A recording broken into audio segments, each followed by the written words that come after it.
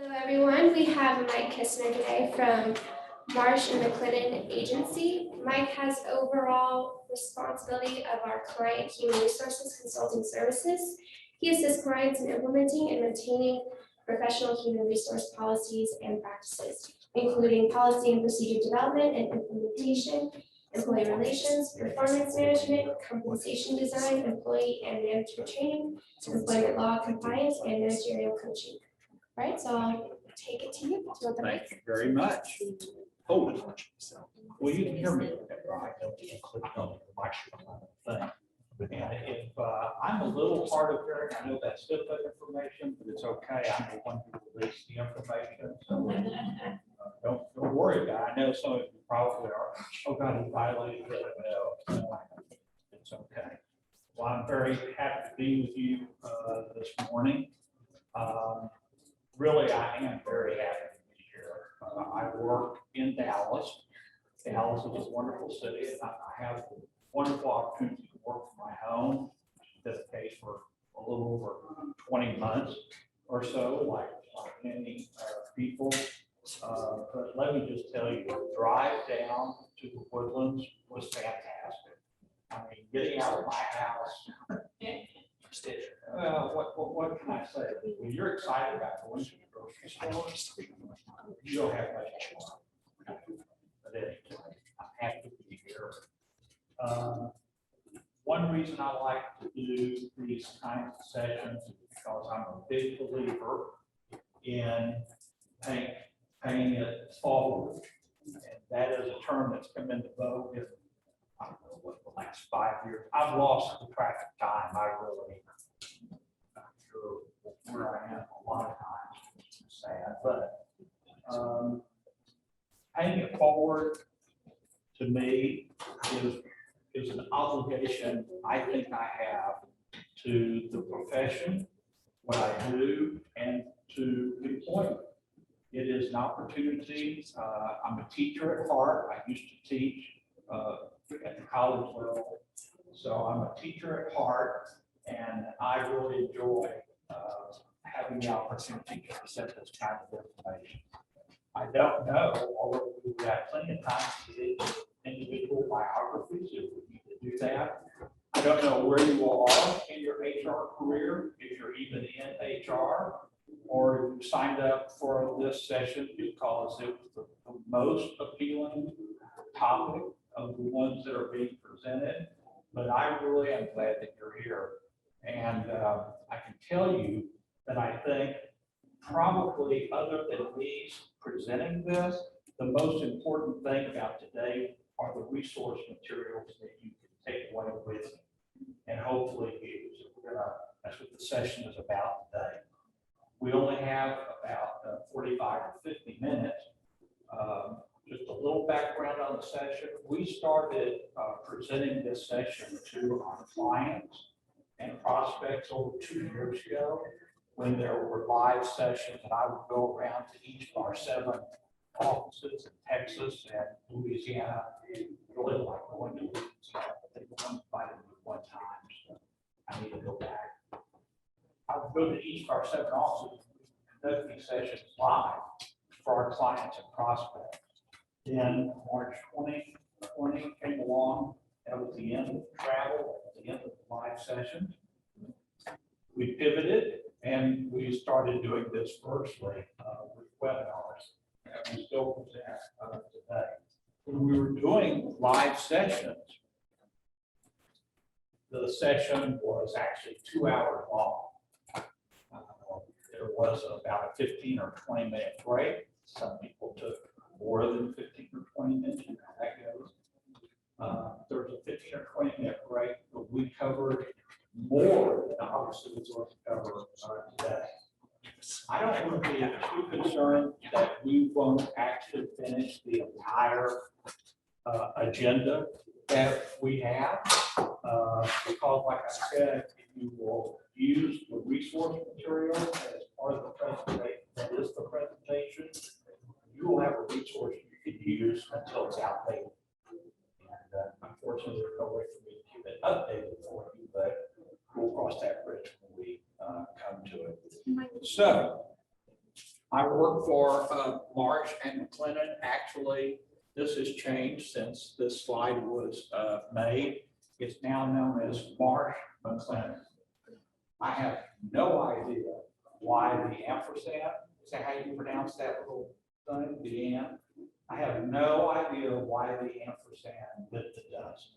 I am so used to Marsh and McLennan, and I thought, gee, I wonder how much this costs the company to change all the letterhead, all the logo, all the gifts that we give out from time to time. Wow, that's quite an effort. You know, if I was to make a change like that, I'd make it a big change, like from Marsh and McLennan to Bill and Joe. You know, something making it worthwhile, but marketing did not take my suggestion on that. So, important information, and again, you'll have the presentation, so you don't really need to write down anything unless I say something so profound that you just are compelled to write it down. That's up to you, but there's no need to. If you get the presentation.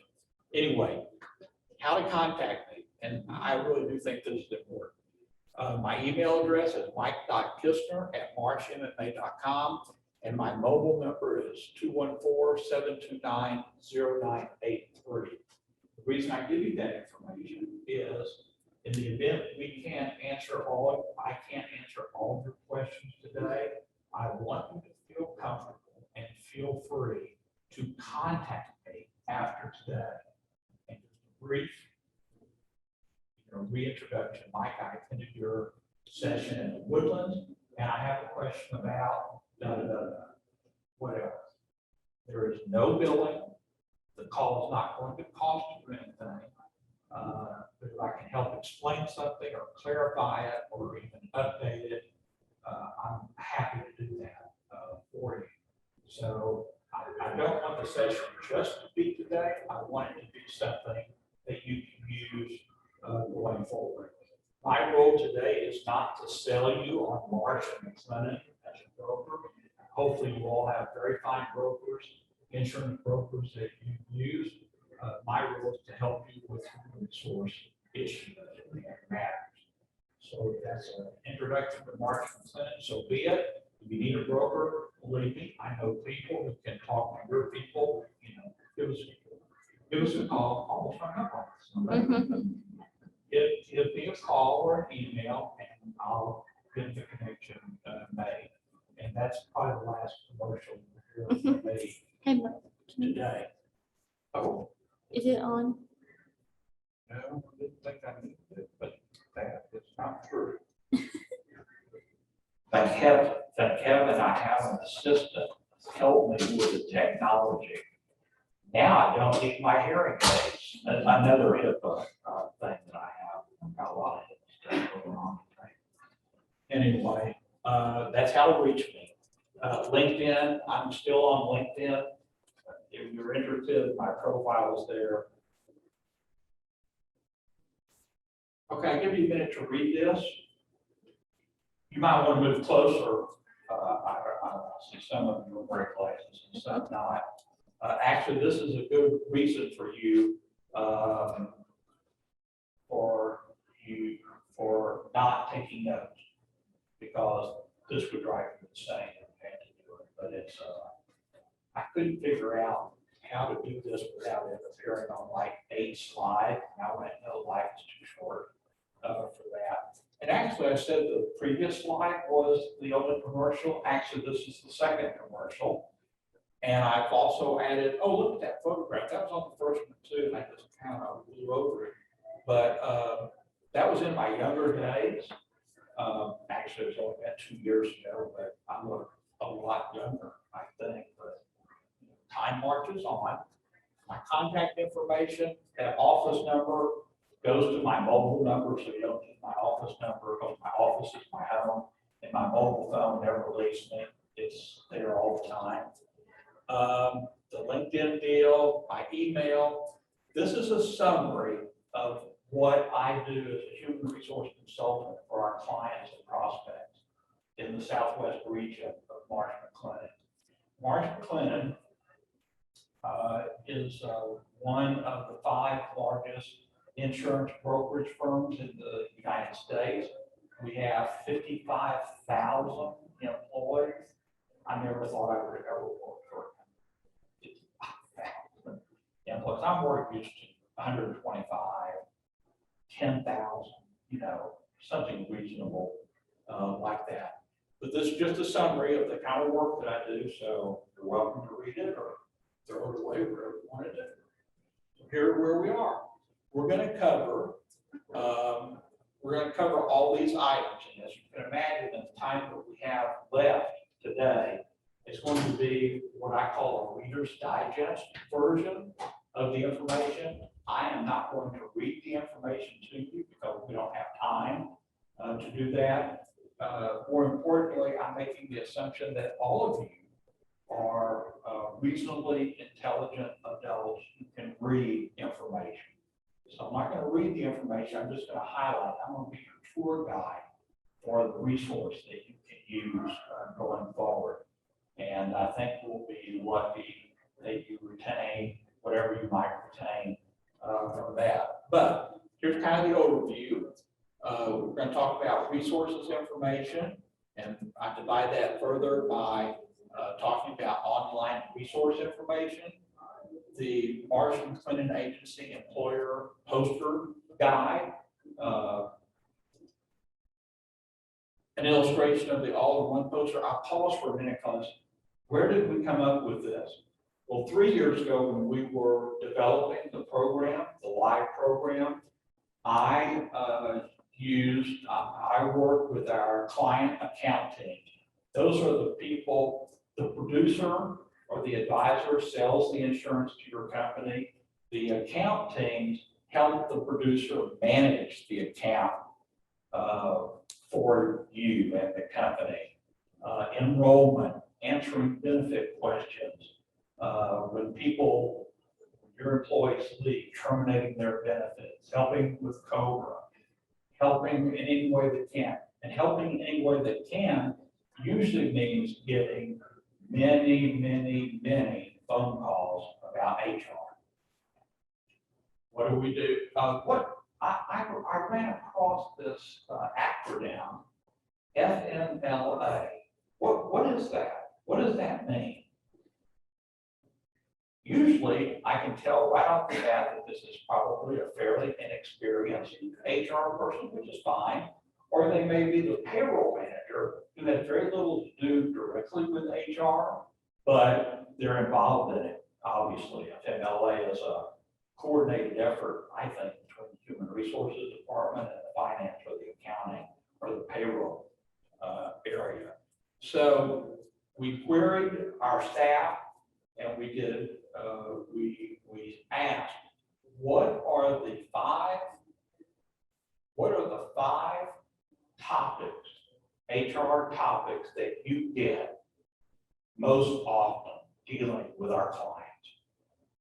So we took all the teams, I don't know how many we have, 10 or 15 client service teams, something like that. We took all their responses, we did flip charts, and then took votes, and we ended up with these 6 items at the time, and I think they're still pretty valid topics today. So that made up what this resource and information session is all about. So I just wanted to throw that in. You might wonder, well, who are you to say that these are the most important HR basic topics? Well, not really me, it was our clients at the time and our interaction with the clients. So I had the illustration of an all-in-one poster and why that's important, I think. MMA, Marsh McLennan Agency, federal labor and employment laws by employee count. In other words, we'll take the most important federal laws and we'll explain what that law does. And we'll explain it by your population, by your employee population count. So we'll start off, how's this for innovation? We'll start off that you have 1 employee, okay? And then it'll go to whatever, 15 employees, 25 employees, 50, 100 or more. And the chart is laid out that way. So, if you only have 50 employees, you don't really need to be concerned about the laws that require you to have 100 employees, okay? MMA compliance overview. How long do you need to keep employer records? Employer record retention. Right. How long do you need to keep records for your employees? So there's a whole list of all the, not all, most general, most used records that you will have working with employees. How to manage I-9 compliance. You know, if we wanted to stretch things out, we could spend 45 minutes just talking about the I-9 and how to manage that. But this again is the 50,000-foot view, the overview. But we'll have information on it, so you'll have the resource to use in the future. We're going to go review our HR policies and practices review checklist. I developed it. It is not copyrighted. None of this information, I don't believe, is copyrighted information. So you're invited to steal, oh, no, not steal it.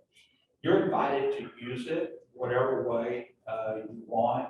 And should there be something that is copyrighted, all you need to do is contact me and we can give you permission to use it if you feel it's that valuable. Then employee handbooks. Again, could spend 2 or 3 hours just on how to do handbooks and what should be in them, but we'll cover that. The Americans with Disabilities Act, ADA, ADAAA, these acronyms, unbelievable. Americans with Disabilities Act and the Americans with Disabilities Act as amended. That's what the last 2 A's are about. Family Medical Leave Act, FMLA. And finally, the Emergency Action Plan, or what's called a Business Continuity Plan. It is these last 2 items that will get the least attention today, but don't let that worry you, because I know they're important. I guess I need to volunteer and come back next year, and if they invite me back again, which, by the way, I think depends on what kind of report card you provide. So please tell them that I did an excellent job. And I'll give you my boss's email address. You feel compelled to write him and say, boy, what a winner you have in mind. If you want to, I'm not saying you need to do that at all. But we're going to pay scant attention to the last 2, but we're still going to cover it. And it is covered in much more detail as far as the resource program is concerned. Any questions about the overview? I guess I better get to the material. Okay. Oh my gosh. Never make a PowerPoint this busy. Okay, that's the first rule of PowerPoint 101. I even bought the book PowerPoint for Dummies. Do not make your slides too difficult to read. So I decided, oh yeah, well, you've never given this on human resources, have you? So anyway, what do I want to tell you about this? Oh, the first one in blue, kind of a current event. I looked at the news this morning, and the only thing I saw was that our unemployment rate improved quite a bit, what the Department of Labor just reported. So that should be good news, but I didn't have time to look at the stock market, which is kind of a barometer about, well, what terrible news are we hearing today, and how low can the stock market go? You know, I just kind of went for 2. But this first one that is highlighted, the only reason it's highlighted is because if you will use this link, if the version you get on UBA, has everybody registered on the UBA application? If you use this link on UBA, that link should be activated. So when you tap on that, you will get the MMA coronavirus outbreak resource page. This is not, thankfully, this is not done by me. This is done by our compliance team. And it is a tremendous resource. I mean, yes, I know I work for Marsh, McLennan, but it is a tremendous resource. And whenever there is a change of note about COVID and the current regulations? Oh, I don't know, like OSHA announcing that they came out with a new standard regarding testing for any employer with over 100 employees. Now, see, that's where the number of employees becomes real important in the poster information and the laws. So if you have 98 or 99 employees today, you are not subject to the new OSHA regulation that I think is effective January 4th, if I'm not mistaken. I could be dates, you know, they can change by the day as things happen. The compliance team keeps up with all of this information. So anytime you click on that link, whatever comes up has already been updated. Unlike other links that there may be here that I don't know when they're updated, but they're updated by the owner of the link, an agency or whatever. So that being said, that's great coronavirus information. If you send me an email, the bottom of our email and the bottom of most emails coming from the Marsh McLennan staff has this link because it's so important to keep people informed. Department of Labor, pretty good play there. Wage and hour division, the FMLA, OSHA, Warren, not Warren, but Warren, the Warren notice. So those are all the links. They're not activated, but you can just copy and paste it into your browser and it will go to it. E-law advisor, the Department of Labor is wonderful about posting information. The problem with it is it can sometimes become very legalese in language, not to mention the fact that it is a huge volume of work. So it may be a little cumbersome to navigate it, but the more you use these sites, and you will, and we're going to talk about that soon, the more you use these sites, the easier it is to navigate it because you'll become familiar with where you need to go within the complex material. We mentioned workplace posters. Here's the DOL site, Department of Justice for the ADA and the ADAAA, U.S. Immigration and Customs. This is commonly known as ICE, and that's for I-9 information. The Texas Workforce Commission, now getting down to the state of Texas. If you operate in other states, every other state that I'm aware of has a common type of agency. They may not call it a workforce commission. It may be the employment commission. It may be the unemployment commission. You know, every state's going to be a little different name. So that's something you can Google. Big fan of Google and YouTube for that matter. Lifesavers, especially if you're trying to fix a part on a toilet, and YouTube shows you how to do that without calling a plumber for $100 an hour or whatever. Poor guy. I mean, whoever thought I would be a plumber, but here I am. Ban the box. Don't pay a whole lot of attention to this. It is an applicable regulation in several states and cities, and what that is those are government entities that have adopted fair chance policies to advance employment opportunities for people with past convictions. Banning the box means they have passed legislation telling employers you cannot ask about conviction or arrest. Difference between an arrest and a conviction. Big difference.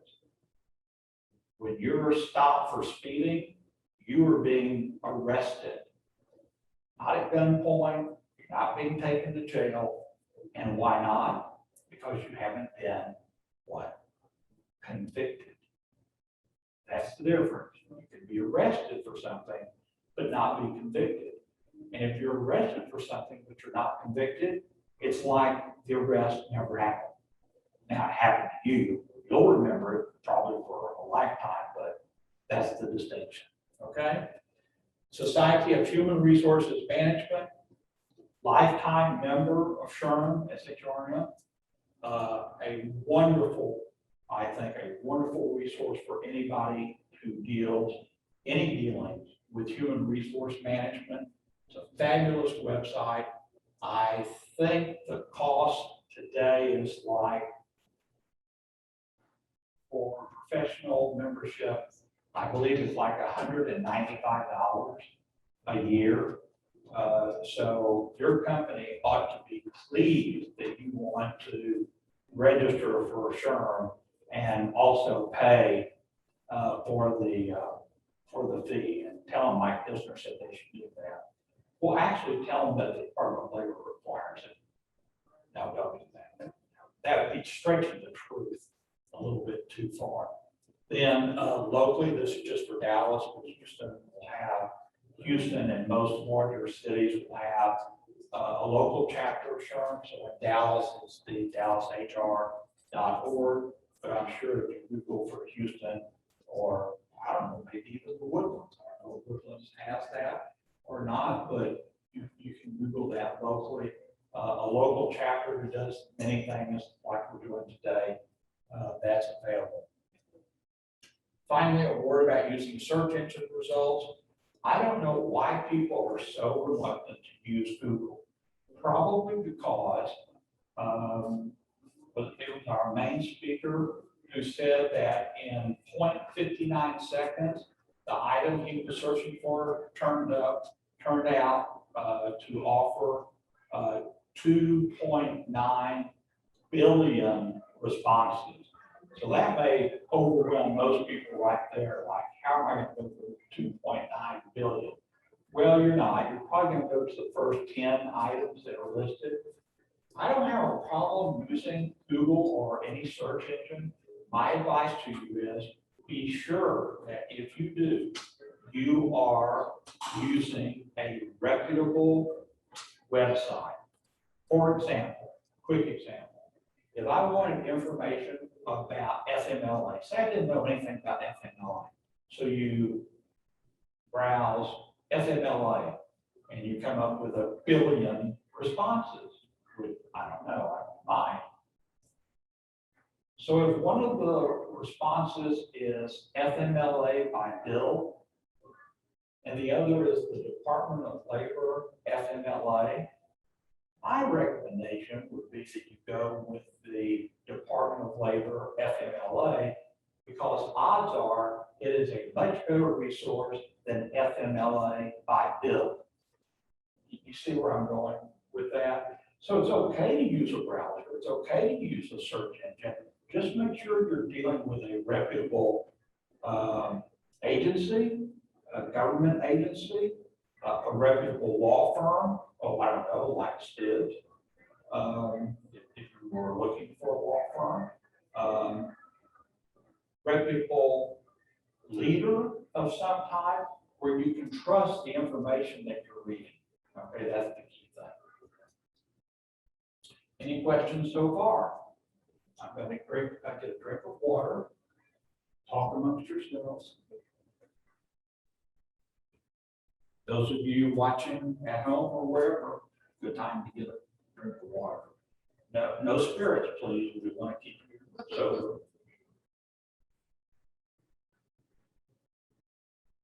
Undoubtedly, the best water I have ever had. What's that? I said everything's better than Okay. Here's the information. Here's the information on the employer poster guide. What the size requirements are, what the location requirements are. And this is an example of an all-in-one poster. All-in-one means that there are vendors, lots of vendors out there. All you have to do is browse employment law posters, come up with hundreds of hits, search results. So all in one means that the vendors have combined all of the required state, you have to tell them what state you operate in, if you want a state poster, and federal laws. So they're all in one, so there's one for the federal government, there's one for the state government. You can also put them in foreign languages if that fits your employee population.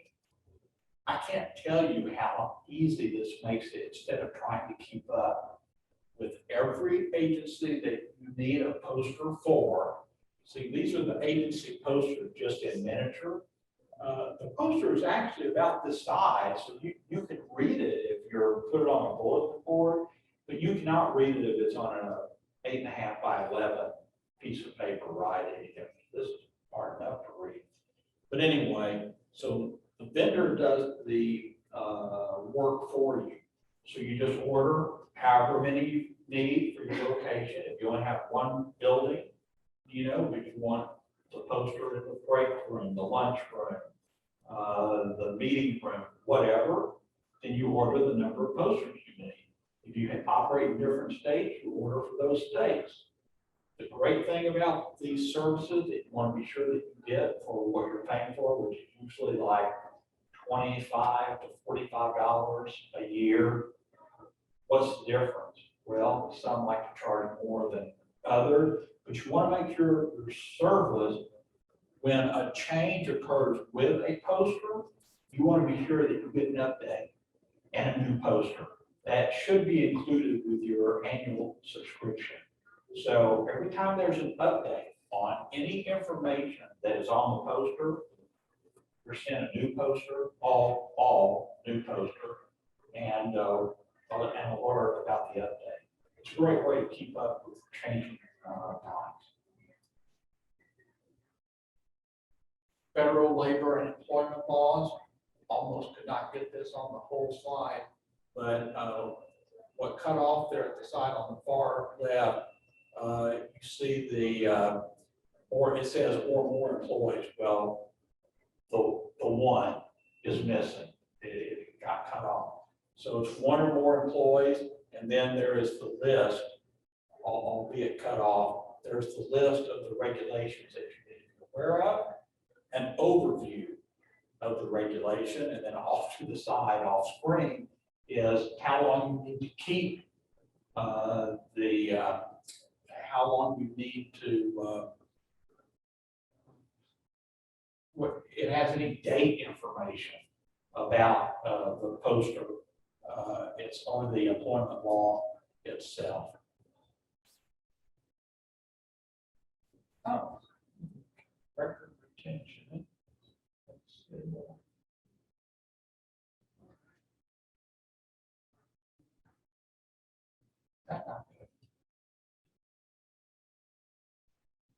Did you need me to click on it?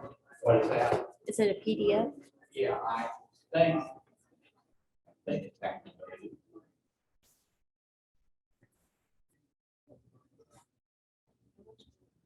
No. Okay, well, we can, there we go. Oh, that's fine. I don't think it's I'm not sure. not activated. What did the person, was it JJ? He mentioned something about technology. This is kind of basically what he was talking about. Something I thought would be activated, but it's not. So, but in your resource, you will be able to activate it, okay? And it will go to the record retention requirements.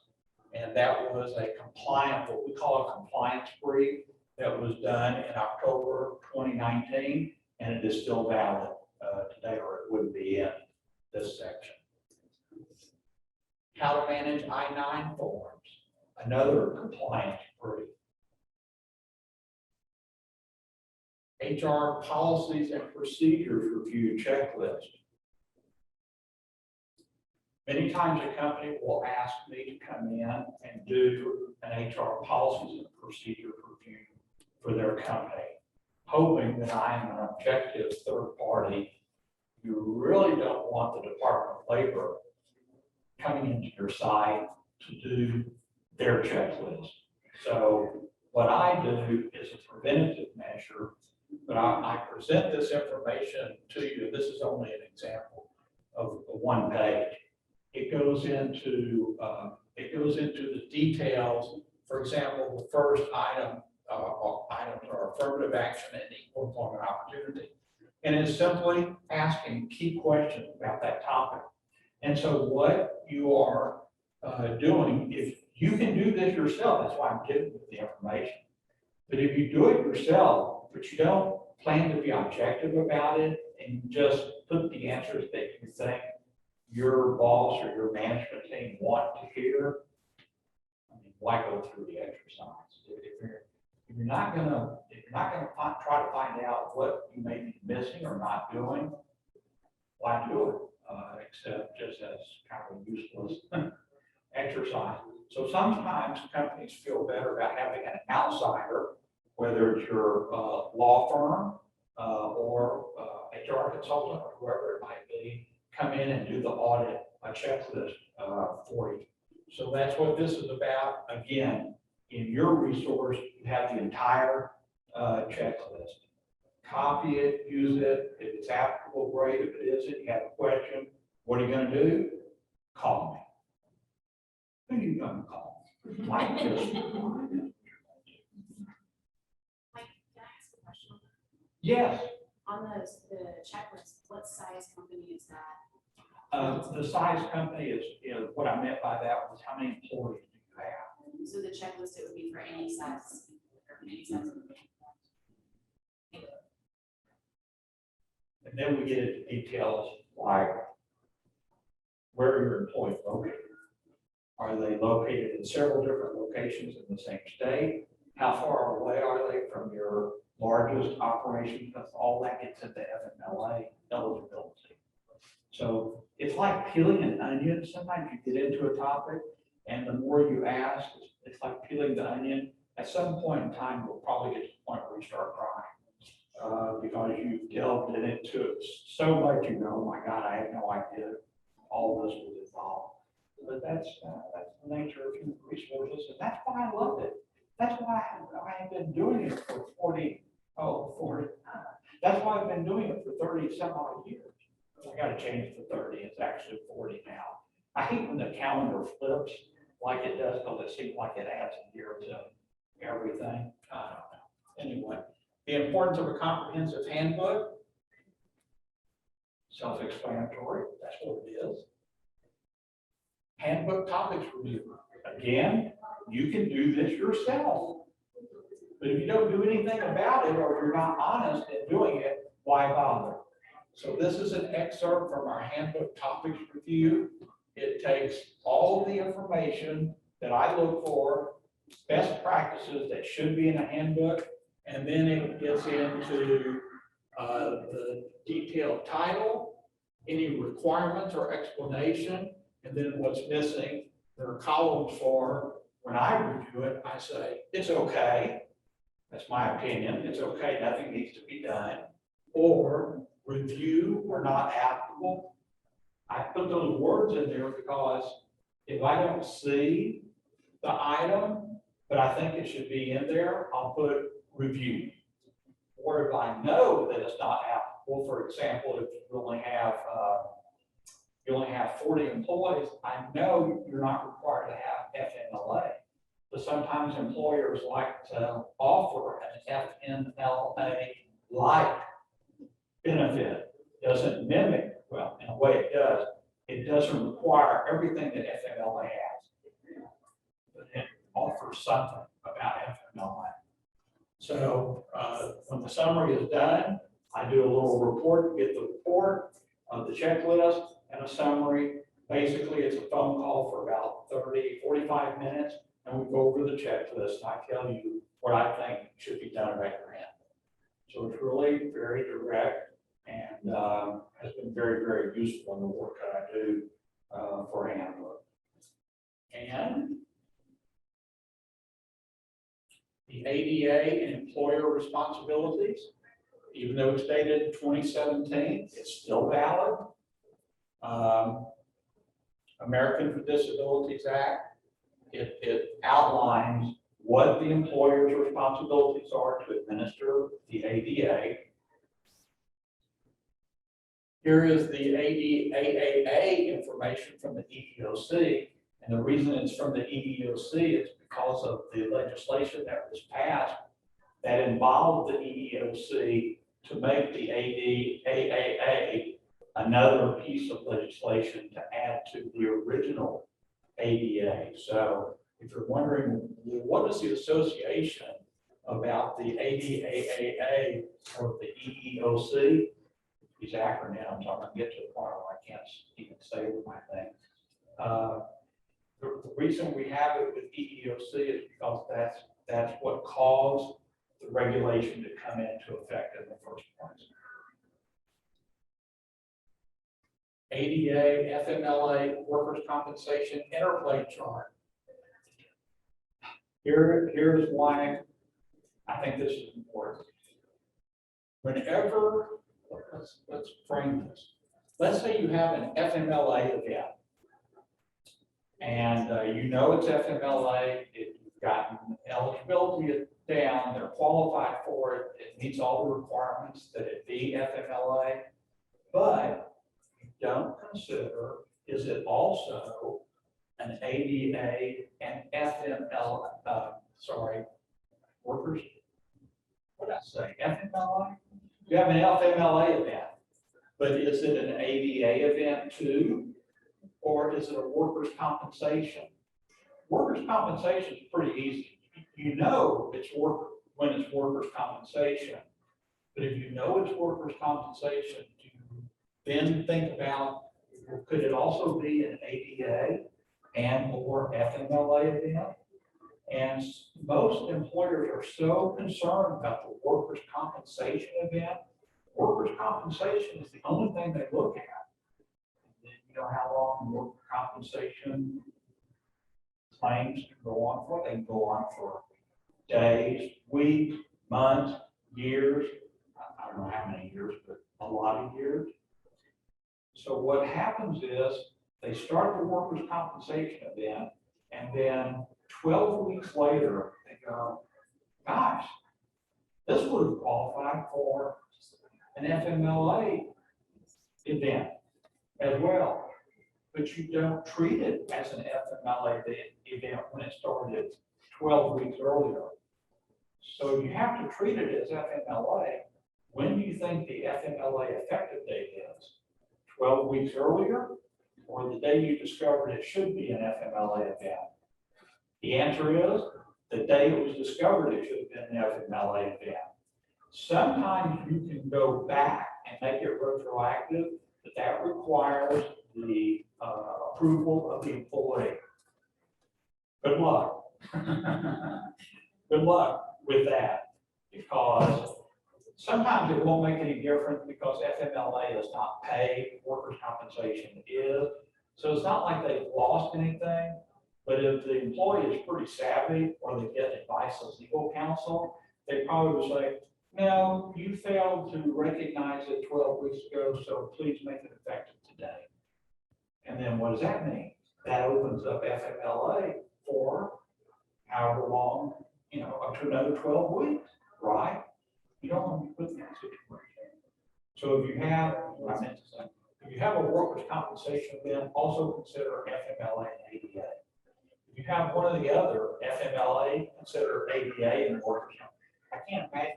Well, yes, I can. I was going to say, I can't imagine a company not considering FMLA as a workers' compensation. Without discovery, that very well could happen. So think administratively about these three regulations intersecting with each other, because sometimes they will. Compliance brief. Do you comply with FMLA? Well, yeah, gosh, well, this could be changing.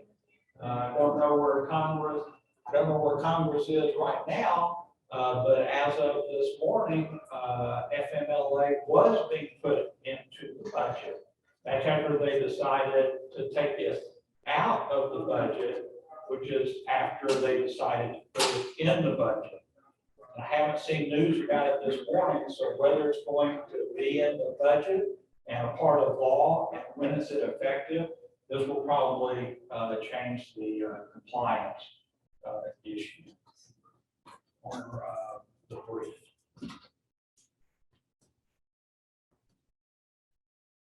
You need the FMLA poster, it's here. That is not it, but when you click on the link, it will be there, hopefully. We have a few minutes left. If you need the forms that you can use for any FMLA event, this is the link for all the current forms. The WHD is Wage and Hour Division of the Department of Labor. These expire. These expire August. What is the date today? November. I don't think these change, but you might want to check that out. I see it now. Great time to read it, giving a presentation. I see it expired 8/31/21. Honestly, I read a lot of stuff from the government, and I don't recall seeing that Wage and Hour Division change these forms for the reason you use FMLA. But you can go back to the website, DOL FMLA, and find out, okay?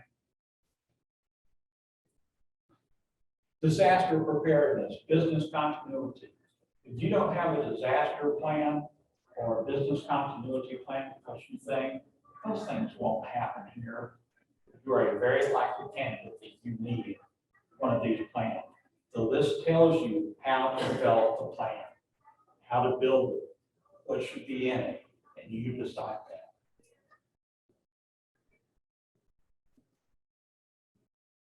Here are just examples. Oh, thank you very much for your time and attention.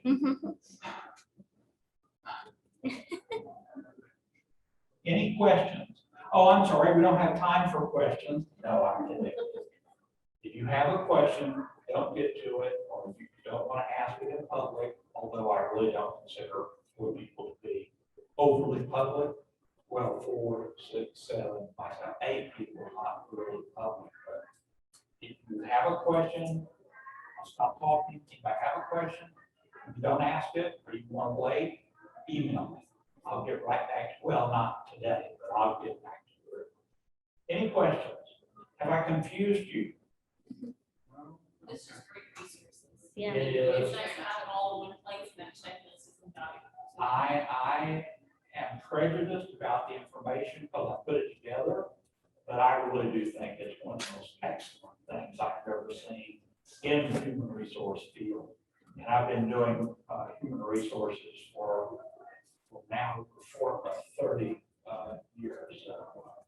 Anyway, I hope it's helpful to you. Any thank you for the compliment. Any questions?